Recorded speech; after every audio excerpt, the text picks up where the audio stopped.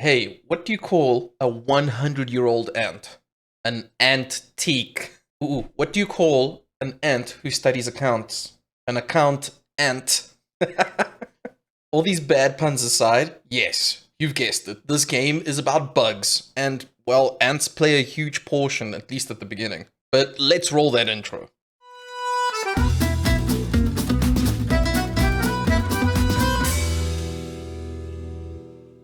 As always, there's some form of a disclaimer at the beginning of this. One, please be careful if you are arachnophobic. There probably are scenes in this that are a little bit scary, so just a heads up on that. The second warning I have to give out is that this game is definitely not released. It's not really out. It's kind of in a pre-alpha, pre-release stage. And even though I said I wasn't going to do too many of these, it just seems this is what people want to see at the moment. So yes, big disclaimer, this is less of a review and more of a pre-release review. We actually tried the game out recently on Twitch. So if you're interested in that kind of thing, go and check out the VOD, or you're welcome to come and check us out if we do end up playing it again.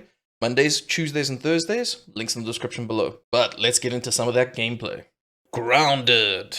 At first glance, this game is basically Honey, I Shrunk the Kids. If you're too young to even remember this series of movies, basic premise is that you seem to have been part of a failed experiment of some sorts, and you're shrunk down to ant-size levels. The game is all about surviving. You have to monitor your health, food, and water, making sure to keep them all balanced and as high as you can. You can either choose to play Grounded on your own, but there is an up to 4-player co-op option, and by saying that, you also get to choose between 4 characters, who are all kids. Whether you choose Max, Willow, Pete, or Hoops, the only true difference between them, other than the visuals of course, are their voice lines. I have to draw your attention to the jaw-dropping visuals of this game. It really gives you a whole new perspective when you're lower than grass. And yeah, all those things you see around you are grass blades. And there is so much subtle detail in the environment. There are things like soda cans, juice boxes, or even a baseball just left out in the environment, which you can use to your advantage. Yeah, we totally tried to build a house on top of a baseball. It didn't go so well. There are some really cool elements for things like collecting water.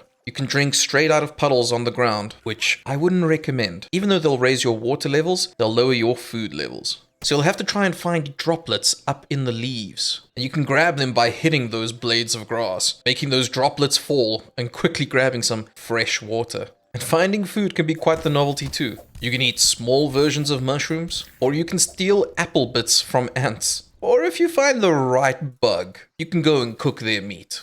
Grounded also features an analyze system. They have these stations set up all over the map, and you can take small things such as even little pebbles or ant parts and analyze them to get new recipes. Without giving away any spoilers here, you do find an NPC later that gives you 3 daily quests and has a currency system to unlock more items, buildings, and craftables. Yeah, you heard me right. There is base building in this game, and you craft weapons and armor, and these can come from insect parts or even plants. Each come with their own stats and perks. One will give you less armor, but it might give you extra sprinting speed. I enjoyed using the ant armor, which gave me an extra carrying capacity. At the start of the game, the smaller insects are manageable. Fighting them can be tricky in numbers, but you will generally overcome them. It's the bigger insects that you have to watch out for. I had moments where I was looking around in my environment and I saw blades of grass moving in the distance, and I could hear the rustling, and that's when you know you're in trouble.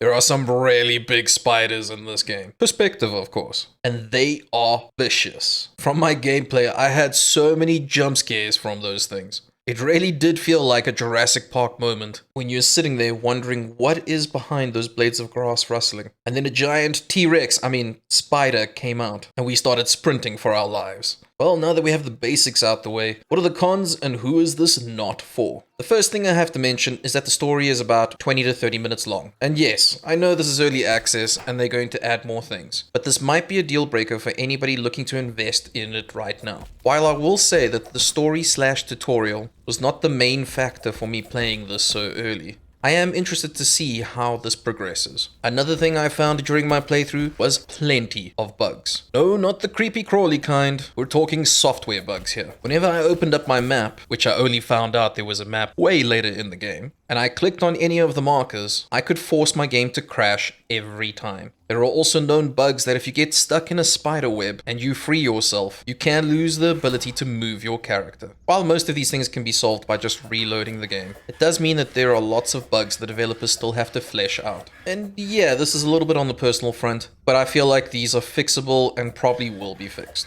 If you are somebody that doesn't enjoy the survival elements of games, such as managing food and water, and yeah, I'm one of those guys, I will say that it didn't really irritate me too much. But of course, if this is a deal breaker, this might not be your type of game at all. Right, to the personal side of things. This one is a hard one to recommend so early, because of course it is an early access. And yes, on the one hand, I think it has a lot of potential, and being a South African, I'm quite lucky that the price tag on Steam is relatively decent for us. On the other hand, the game needs more time to be fleshed out and to possibly receive more story content, but I do think this is a game that's worth keeping an eye on, and I'm quite happy to have invested in it this early. So after watching this review, if you're still sitting on the fence and you're not quite convinced, you should probably wait until at least one more content patch, I would think. But if the game seems it has enough already for you, yeah, then come join us. Go for it. And hey, if the devs ever watch this video, I want to be able to fly those ladybugs.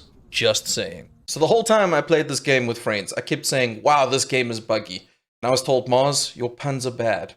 But seriously, the game is full of bugs. There's plenty of things these guys need to fix at this point in time. But let's see where the development of this game goes and if they head in the right direction. If you like this video or you just want to put in your own punny bug joke or something down in the comments below, go for it, guys. I love reading your comments. Oh, and while you're there, like, subscribe, ring the bell, YouTube things. Or maybe you're looking for something a little bit more personal, right? Mondays, Tuesdays, and Thursdays on Twitch. Again, links in the description below. And if you guys are enjoying this content, let me know. I really would appreciate any feedback. But that's it for now. Until next time, guys. See ya. Did you see I can throw? But you can't throw. I haven't seen any signs of Oh my word.